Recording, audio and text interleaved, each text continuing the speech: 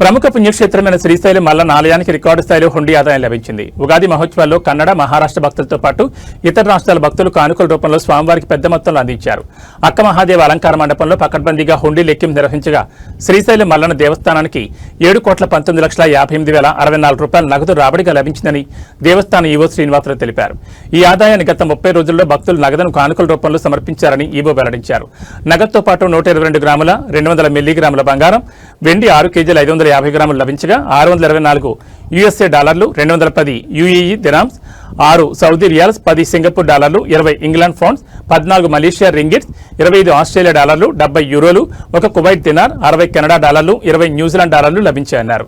పటిష్టమైన నిఘా నేతల మధ్య ఆలయ ఈవో శ్రీనివాసరావు ట్రస్ట్ బోర్డు సభ్యుల ఆధ్వర్యంలో హుండీ లెక్కింపు జరగగా లెక్కింపులో దేవస్థానం అన్ని విభాగాల అధికారులు, సిబ్బంది, శివసేవకులు పాల్గొన్నారు.